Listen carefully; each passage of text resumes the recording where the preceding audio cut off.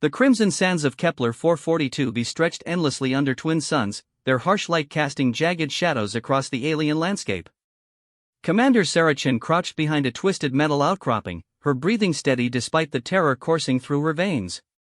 The hunting party had been tracking her team for 6 hours now, and she was the last one left alive. The Vakari were magnificent predators, standing nearly 9 feet tall with obsidian scales that shifted color to match their surroundings.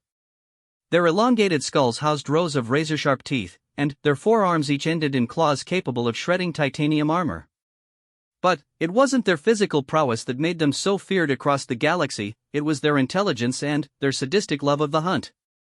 Sarah's comm unit crackled with static before a smooth, cultured voice cut through the interference. "Human female," the voice purred in perfect English, "your companions fought bravely." The pilot lasted nearly 10 minutes before his screams stopped echoing across the canyon. "Your engineer was more creative in his desperation. But you have provided the most entertaining chase yet." The voice belonged to Huntmaster Vexthale, leader of this particular hunting pack.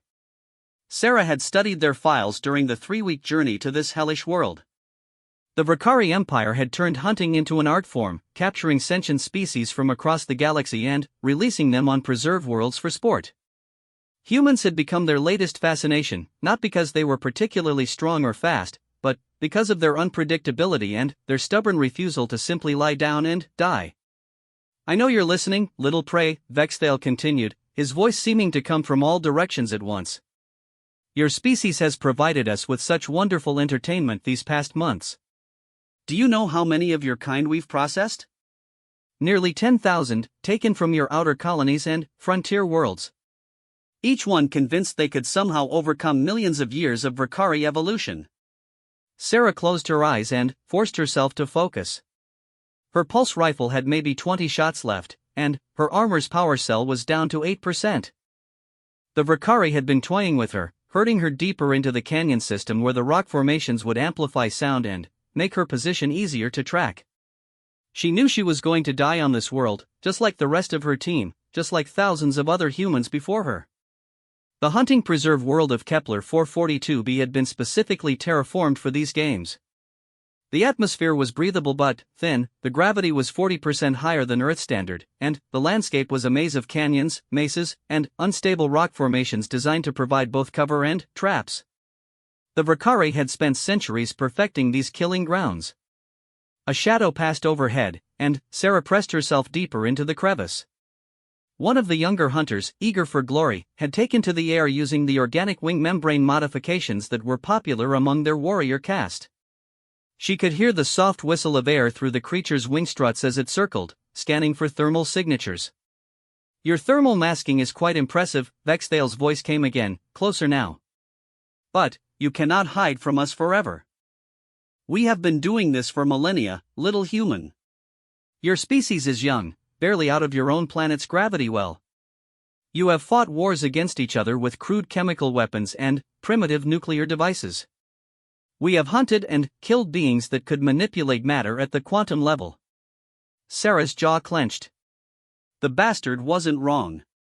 Humanity had only achieved faster-than-light travel 60 years ago, and they'd stumbled into a galaxy already dominated by ancient civilizations that viewed them as either curiosities or threats. The Vakari Empire controlled over 300 star systems and had been the dominant predator species for longer than human civilization had existed. The sound of claws on stone made her freeze. One of them was close, very close. She could smell the musky, reptilian scent that all Vakari carried, mixed with something else, the metallic tang of fresh blood. Her teammate's blood. Dr. Martinez lasted 47 minutes, Vexthale continued his psychological torment. "He actually managed to wound one of my junior hunters before we brought him down." "Your pilot, Chen 3, was that his designation?" "He tried to reach the emergency beacon. We let him get within 3 meters of it before ending his hope. But you, Commander Chen, you have shown remarkable tactical awareness. You've avoided 7 separate ambush points and successfully masked your heat signature twice. Most impressive for such a primitive species." The praise felt like acid in Sarah's ears. These creatures had turned genocide into entertainment, broadcasting their hunts across the Vakari Empire for the amusement of billions. Humans were just the latest species to be fed into their blood-soaked machine. A pebble skittered down the canyon wall above her position. Sarah's head snapped up just in time to see a massive form descending toward her hiding spot. The Vakari warrior had been climbing down the cliff face in complete silence, its natural camouflage rendering it nearly invisible against the red stone. Only its movement had given it away. Sarah rolled out of the crevice and came up firing. Her pulse rifle sent crackling bolts of energy into the creature's center mass, but the shot simply scattered off its natural armor plating. The Vakari landed with a ground-shaking thud and let out a sound that was half roar, half laughter. Excellent reflexes, the creature hissed in its own language, which Sarah's universal translator converted to English with mechanical precision. This one will be a worthy addition to the Huntmaster's collection. Sarah backpedaled, continuing to fire as the creature advanced. Her shots were finding gaps in its armor now, burning through scales and drawing luminescent blue blood, but the wounds only seemed to enrage the alien further. It moved with terrifying speed for something so large, its forearms working in perfect coordination as it bounded across the uneven terrain. The canyon wall exploded in a shower of rock and dust as the Vakari's claws raked across stone where Sarah had been standing a heartbeat before. She dove behind a boulder just as another hunter dropped from above, this one smaller and faster than the first. The pack was closing in for the kill. "Run, little prey." Vexthal's voice echoed off the canyon walls, rich with amusement. "Show us the famous human spirit we've heard so much about. Give us a chase worthy of the Huntmaster's attention." Sarah's tactical mind was racing even as she sprinted through the narrow canyon passages. The Vakari were herding her toward something, probably a kill box where the canyon opened into a wider area with no cover. It was a classic predator tactic, one that worked equally well on both primitive prey animals and supposedly intelligent species. Her comm unit squealed with static as she rounded a corner, and, for a moment she thought she heard something impossible, a human voice, speaking in rapid-fire military jargon that her translator couldn't parse. But that was impossible. She was the last survivor of her team, and there were no other human ships in this system. The canyon began to widen ahead, just as she'd predicted. Sarah could see the killbox now, a circular depression in the canyon floor, surrounded by high walls on all sides. Perfect for the Vakari to perch like vultures while they took their time with their prey. She could already see several of the creatures positioning themselves on the rim, their weapons trained on the only entrance. Sarah skidded to a halt at the threshold of the killbox and checked her rifle's charge indicator. 12 shots left. Against 6 or 7 Vakari warriors and their Huntmaster, it might as well be empty. But humans didn't go quietly into the dark, that much of Vexthal's analysis had been correct. She stepped into the circular depression and raised her weapon, scanning the rim for targets. The Vakari were taking their time, savoring the moment. They knew she was trapped, knew she had nowhere left to run. This was the part of the hunt they enjoyed most, when the prey finally understood that death was inevitable. Magnificent, Vexthal's voice seemed to come from everywhere at once as the Huntmaster himself appeared on the canyon rim. He was larger than the others, his scales a deep purple-black that seemed to absorb light. Ancient scars crisscrossed his hide, testament to thousands of successful hunts. "You have provided excellent sport, Commander Chen. Your death will be remembered in the halls of the Great Hunt." Sarah aimed her rifle at the Huntmaster's center mass and squeezed the trigger. The pulse bolt struck Vexthal square in the chest, but the creature didn't even flinch. The shot had been absorbed by some kind of personal shield, technology so advanced it might as well have been magic. Brave to the end, Vexthal mused, raising one of his own weapons, a sleek biomechanical rifle that pulsed with organic light. But bravery without power is merely the shot that took off the Huntmaster's primary weapon arm came from somewhere behind Sarah, the crack of a high-powered rifle echoing off the canyon walls like thunder. Vexthal's weapon tumbled into the killbox as the massive alien let out a shriek of pain and rage, luminescent blood spraying across the red stone. Sarah spun around, her heart hammering, as a figure emerged from the shadows of the canyon entrance. For a moment, she thought her eyes were playing tricks on her. The figure was human, definitely human, but wrong in ways that her mind struggled to process. He was tall, perhaps 6.5 feet, with the lean build of a soldier, but he moved with a fluid grace that seemed to defy gravity itself. His gear was unlike anything she'd seen before. Instead of the bulky armor plates and obvious technology that human military used, this man wore what looked like a second skin of matte black material that shifted and flowed as he moved. His weapon was equally alien, a rifle that seemed to be grown rather than manufactured, its organic curves and biomechanical components clearly not of human origin. But his face was definitely human, though his eyes held a coldness that made Sarah's blood freeze. When he spoke, his voice was calm and conversational, as if he were discussing the weather instead of standing in a canyon full of alien predators. "Huntmaster Vexthale," the stranger said, his words carrying clearly through the thin atmosphere. "You and your pack are trespassing in restricted space. You have 30 seconds to withdraw to your ships and depart this system."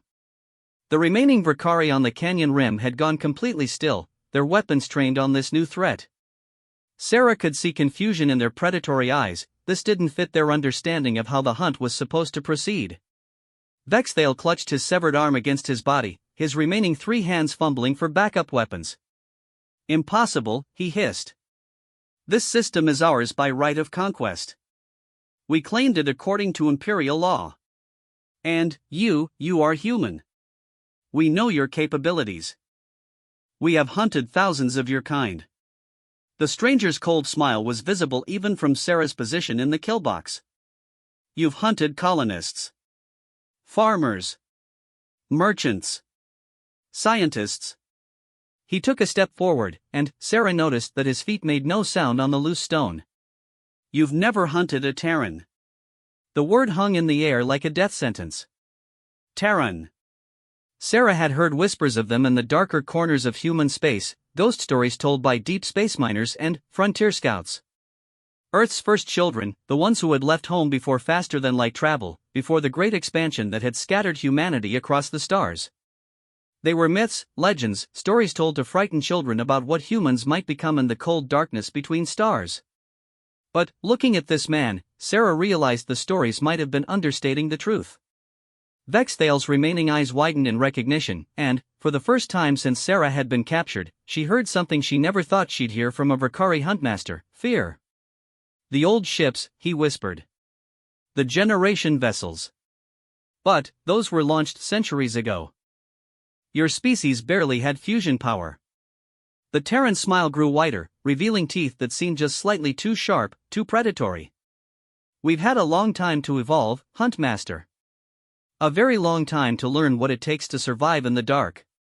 One of the younger Vrikari, perhaps emboldened by bloodlust or stupidity, dropped into the kill box behind Sarah. She could hear the whistle of displaced air as the creature's claws swept toward her neck, but before she could even turn around, the Terran moved. Sarah's enhanced reflexes, boosted by military-grade neural implants, allowed her to process events at roughly twice the speed of an unaugmented human. To her, the world moved in slow motion during combat situations, giving her the split-second advantages that had kept her alive through dozens of firefights. The Terran moved so fast that even her enhanced perception could barely track him. One moment he was standing 20 feet away at the canyon entrance. The next, he was directly behind the attacking Vrikari, his biomechanical rifle somehow transformed into a blade that gleamed with its own internal light. The alien's head separated from its shoulders in a spray of luminescent blood, the massive body collapsing forward as the head bounced twice before rolling to a stop. The Terran was back at the canyon entrance before the body hit the ground. Sarah stared in shock. She had just witnessed something that violated every law of physics she understood. The man had covered 20 feet of rough terrain, killed a 9-foot-tall alien warrior, and returned to his original position in less than a second. No human could move that fast. No human should be able to move that fast. The Vrikari on the canyon rim were chittering to each other in their native language, their voices high with panic. Sarah's translator was having trouble keeping up with the rapid-fire conversation, but she caught fragments: impossible speed, violation of natural law, and, most disturbing of all, old enemy protocols. Vexthale raised his remaining primary arm for silence, his voice struggling to maintain its earlier composure. "You are not the humans we know," he said carefully. "Your species records show no capability for such enhancement." The Terran tilted his head slightly, and Sarah noticed that his eyes had begun to glow with a faint inner light. "The humans you've been hunting are our descendants, Huntmaster. Children who left the nest to explore the galaxy, carrying with them the dreams and hopes of our species. His voice dropped to barely above a whisper, but it carried clearly in the thin air. But every species needs guardians. Every flock needs sheepdogs. The biomechanical rifle in his hands began to shift and flow, its surface rippling like liquid metal as it reconfigured itself.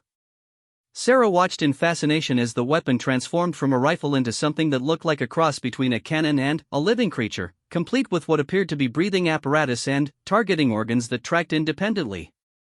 "Your empire has been feeding on our children for months," the Terran continued conversationally. "Taking them from frontier worlds, from research stations, from anywhere your ships can strike without encountering serious resistance. Did you think we wouldn't notice? Did you think we wouldn't respond?" Vexthale was backing away from the canyon edge now, his remaining hands frantically signaling to his hunters. "The compact," he said, his voice cracking with strain. "The Terran compact was dissolved centuries ago. Your ships were lost in the void. The records show what we wanted them to show," the Terran interrupted.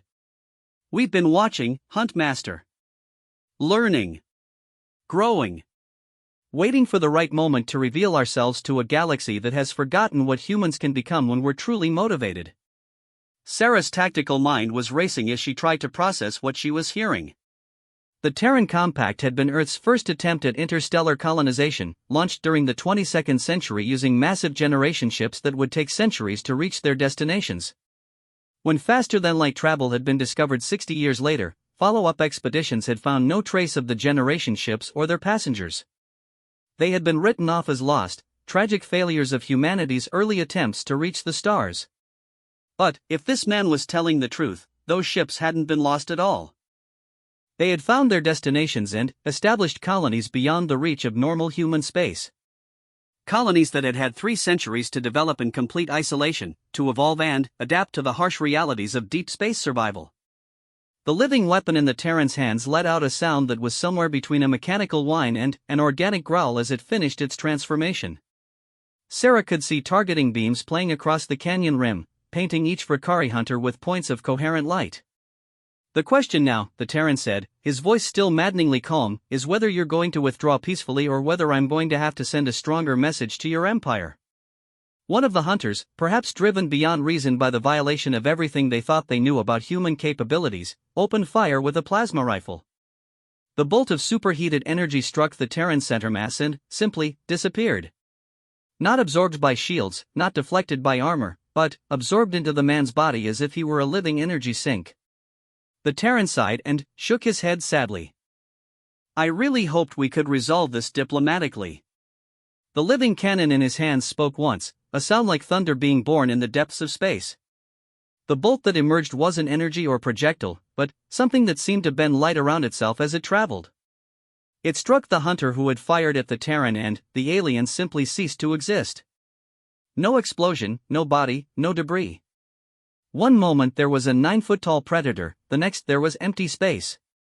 The remaining Vakari hunters broke. These were creatures that had hunted sentient beings across hundreds of worlds, apex predators that had never known fear.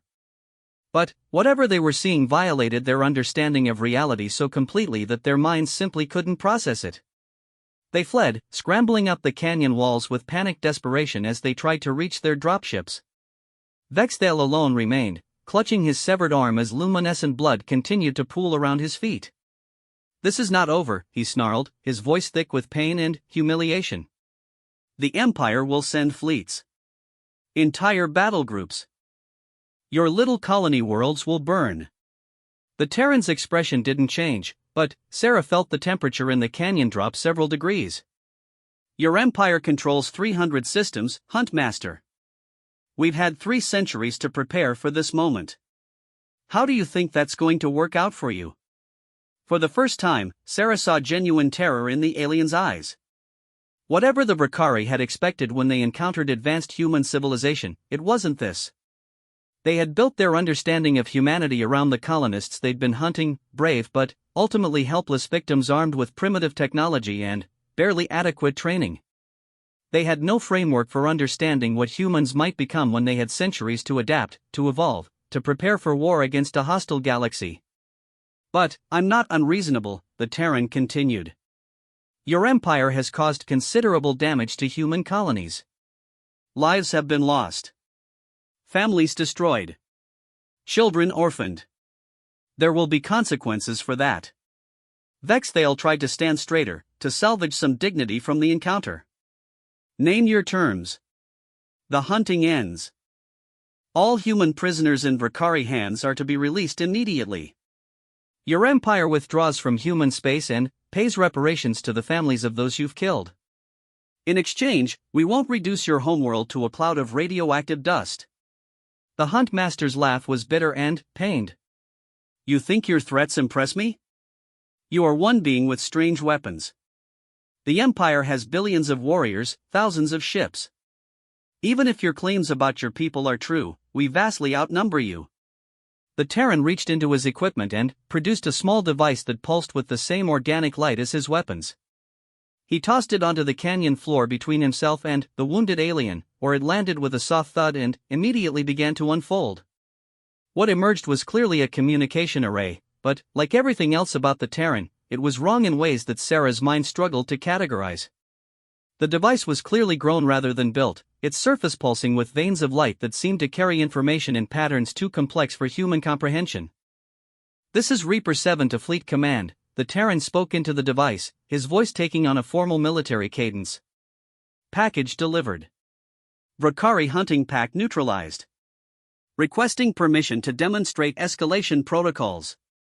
The response came immediately, in a voice that was unmistakably human but carried harmonics that suggested significant biological modification. Permission granted, Reaper 7. Show them what they're dealing with. The communication array projected a holographic display that filled the center of the killbox with swirling stars and navigation markers. Sarah recognized the local star cluster, but the tactical overlay was unlike anything she'd seen before. The display showed hundreds of contact markers throughout human space, not the scattered individual ships or small patrol groups that made up the colonial fleet, but massive formations that dwarfed anything in the current human arsenal. Your intelligence regarding human capabilities is approximately 3 centuries out of date, the Terran explained to Vexthale, who was staring at the display with growing horror. We've spent that time learning everything we could about the galaxy we'd eventually have to share. We know the location of every major Drakari installation, every shipyard, every military academy. We know your supply chains, your communication networks, your fleet deployment patterns. The display zoomed in on the Drakari home system, showing detailed tactical maps of planetary defenses, orbital platforms, and fleet anchorages.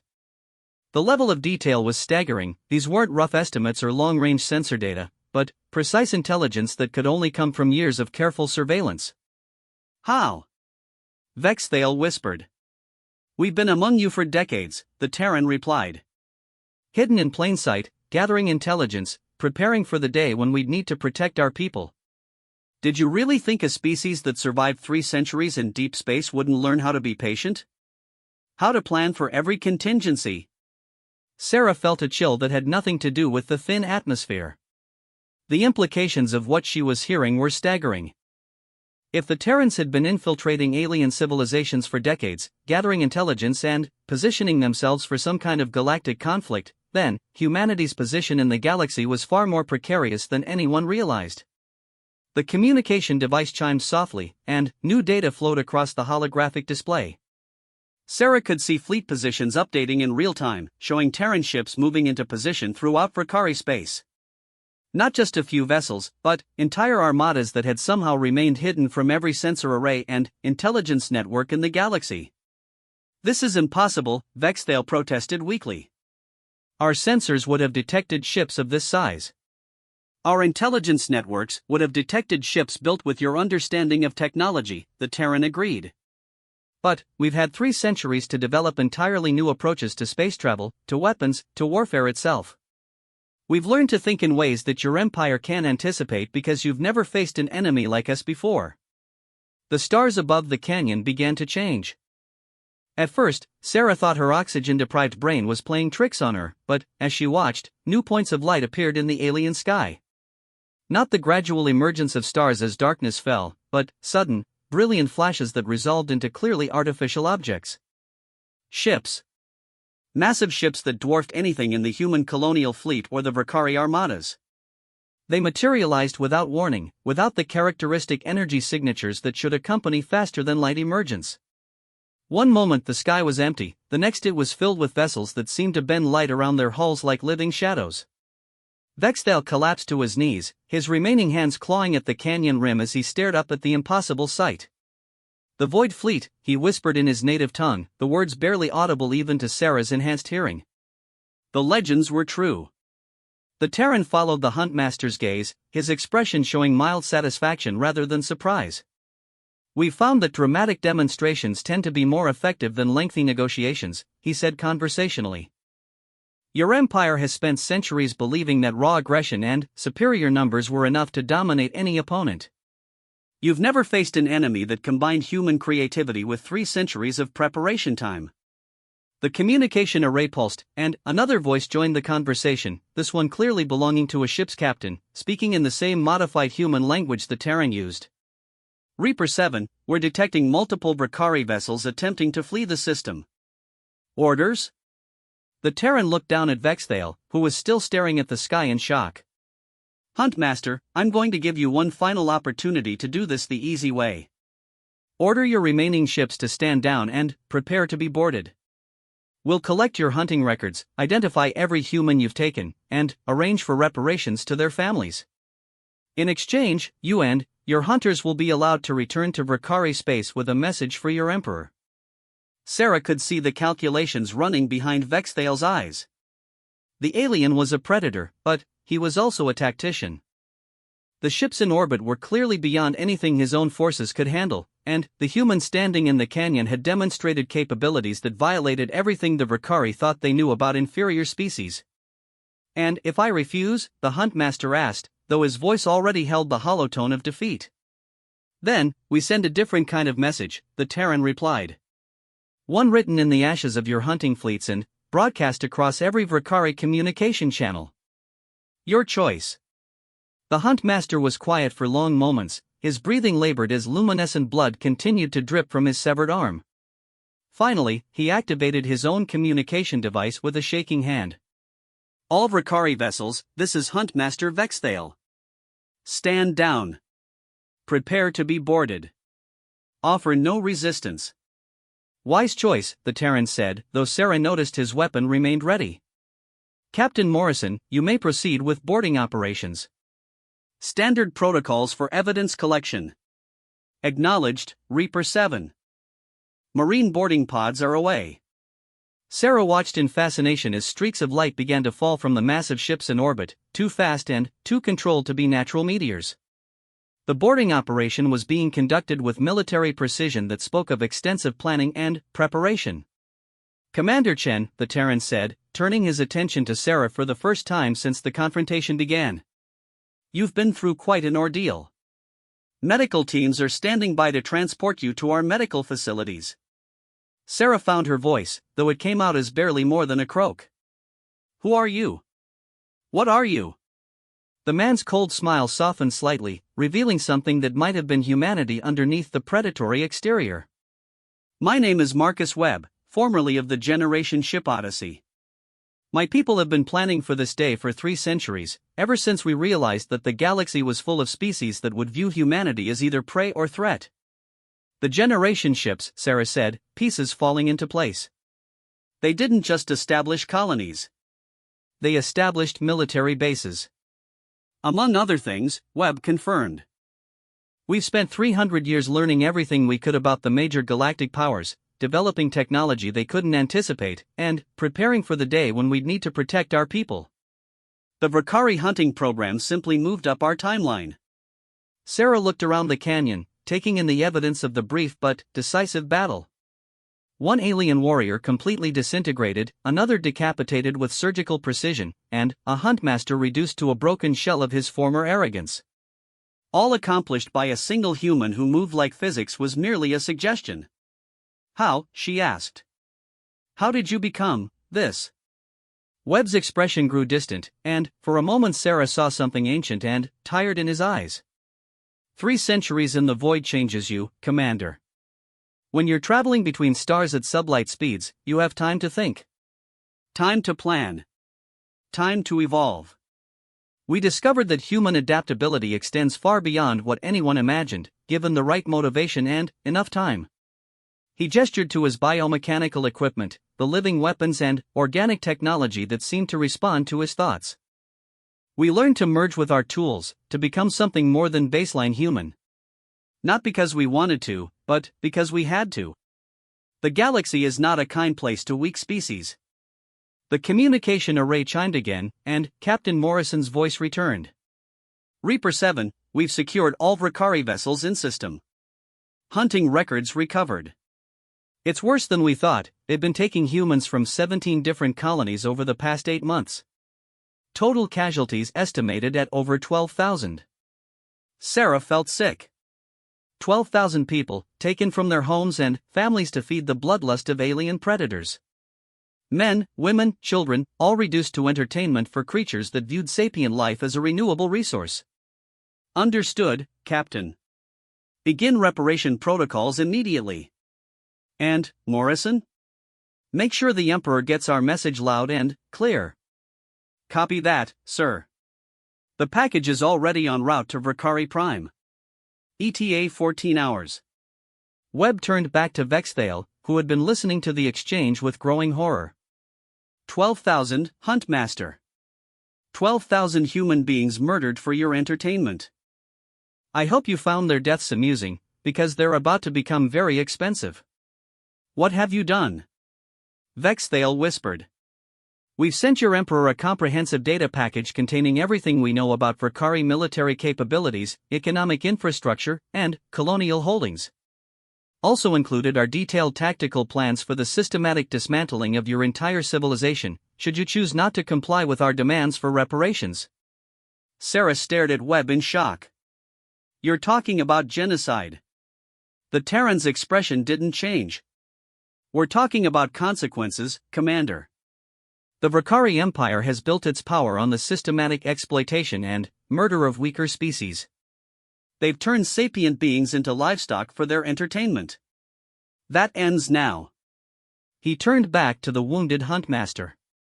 Your empire has 48 hours to begin releasing all human prisoners and transferring reparation funds to accounts we'll specify. For every hour beyond that deadline, we'll destroy one Vrakari military installation. For every day beyond that deadline, we'll destroy one Vrakari colony world. You're monsters, Vexthale snarled, some of his earlier arrogance returning. You're no better than we are. Webb's smile returned, cold and predatory. No, Huntmaster. We're much, much worse. You kill for sport and entertainment. We kill to protect our own. And we're very, very good at it. The medical teams arrived as small, silent craft descended into the canyon. Like everything else about the Terrans, the vehicles were wrong in ways that Sarah's mind struggled to categorize. They moved without visible propulsion, their hull shifting and flowing like living metal, and they made no sound as they settled onto the canyon floor. Medical personnel emerged from the craft, and Sarah was relieved to see that they looked reasonably human despite their advanced equipment. They moved with the same fluid grace as Webb, but their faces showed genuine concern and compassion as they approached her. Commander Chen, one of the medics said, her voice warm and reassuring despite the technological modifications that were clearly present. I'm Dr. Sarah Kim of the Terran Medical Corps. We're going to take excellent care of you.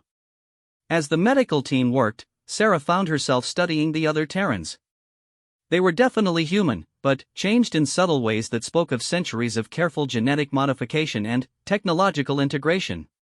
They moved with perfect coordination, communicating through methods that her enhanced senses couldn't detect, and they treated their biomechanical equipment as extensions of their own bodies. What happens now? Sarah asked as the medics prepared her for transport. Webb was overseeing the loading of Vexthale into a containment field, the Huntmaster now unconscious from blood loss and shock. Now we wait to see how reasonable the Vrakari Emperor is feeling. If he's smart, he'll cut his losses and agree to our terms. If he's not, you'll really destroy entire worlds? Webb's expression grew grim. Commander, my people have spent 3 centuries preparing for war against a hostile galaxy. We've developed weapons and strategies that these civilizations can't imagine. The Vakari Empire built their power on the assumption that they were the ultimate predators, that nothing in the galaxy could challenge their dominance. He looked up at the massive ships hanging in the alien sky, their hulls reflecting the light of twin suns like dark mirrors. They were wrong. Humanity isn't prey, Commander. We're the apex predator this galaxy has been waiting for. We just spent a few centuries figuring out how to prove it. As Sarah was loaded into the medical transport, she caught one final glimpse of the canyon where her nightmare had ended and something new had begun. The red sands were stained with alien blood, and the twisted metal outcroppings cast shadows that seemed deeper than they should be. But, for the first time since her capture, Sarah felt something other than despair. The Vakari had made a mistake when they decided to hunt humans. They had awakened something that had been sleeping in the dark between stars, something that had spent centuries learning patience and planning for war. The galaxy was about to discover what humans could become when they stopped being victims and started being predators. And, from the cold certainty in Marcus Webb's eyes, Sarah suspected it wasn't going to be a lesson that any of the major powers would survive intact. As the transport lifted away from the canyon, Sarah's last thought before the medical stasis field took effect was a simple one: the Vakari had hunted humans for sport. Now it was humanity's turn to hunt. The stars themselves seemed to shift as the Terran fleet began to spread across the galaxy, carrying with them 3 centuries of carefully nursed rage and the technological capability to express it. The age of human victimhood was over. The age of human dominance had begun.